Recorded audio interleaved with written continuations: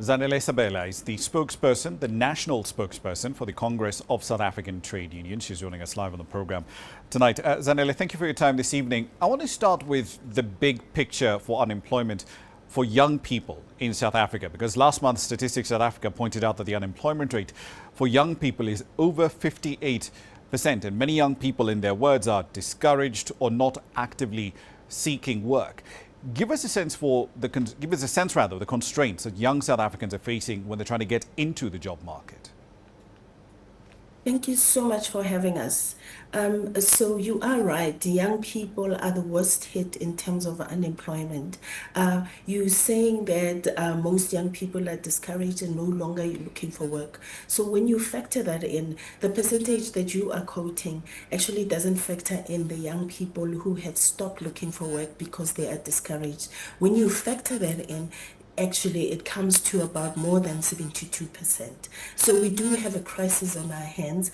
And the problem is that there is often a mismatch in terms of the skills that young people have and the skills that the private sector is looking for. That is one problem that we've had. And so this is why this employment, this YES program that the president is talking about has been quite important in that it gives young people a chance to come into corporations where they are actually taken through and made interns and trained into particular jobs.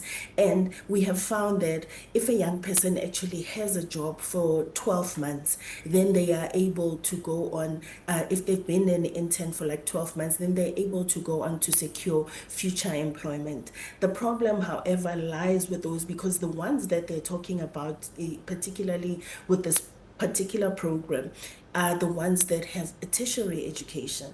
And so the ones that do not have a tertiary education are the ones that are finding it very difficult to break into the employment market.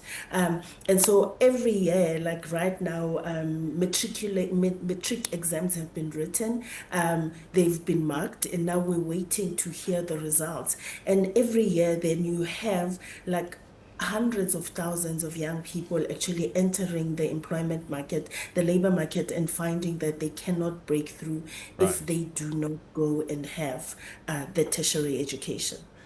Pulling back, though, to just look at the broader trends in employment, because looking at the data from Stats SA, the quarter-to-quarter rise in employment has slowed down dramatically, especially after the third quarter of 2023. What explains that trend? So you will remember that, we had COVID in 2020. So we had COVID and there was lockdown and things slowed down. A lot of things slowed down. And so when you're talking about 2023, is that things were going back to what they had been originally. But the problem also is the fact that our economy hasn't been growing beyond 1% since 2008. And that really makes it difficult then for this economy to grow the jobs that we need. South Africa's economy needs to be growing at 3% at least to be creating the jobs that are needed. And that has been the big problem that we've had, in that there's been a stagnation in this economy and it really hasn't grown at the level that we've expected it to grow.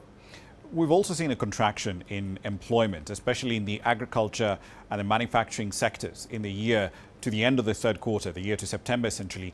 How much of that can we attribute to the imposition of these double-digit tariffs on South Africa by the United States vis-a-vis the low growth, the stagnant growth of 1% or thereabouts every year that you've just spoken about? So the truth is the tariffs have had an impact, and you'll know that the tariffs actually came through around August, but then President Trump had been speaking about raising our tariffs since the beginning of this year. And so in terms of agriculture and manufacturing, particularly the automotive sector in South Africa, they have taken a hit.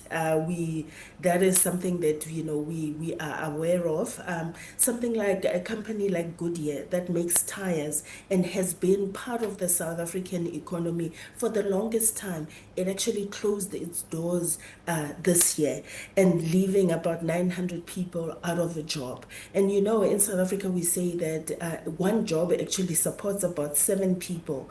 And so that is the devastating impact that has happened.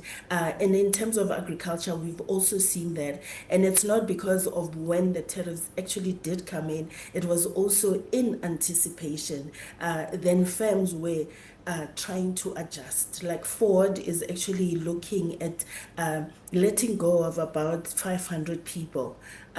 There's been other sectors like ArcelorMittal, which has been complaining about energy costs in this country and transport costs.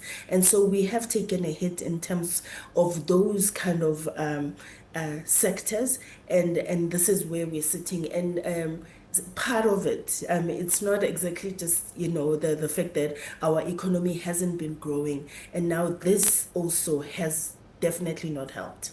Indeed. We'll leave it there for the time being. Zanele Sabela, the national spokesperson for the Congress of South African Trade Unions, COSATU, joining us here live on the program. Thank you.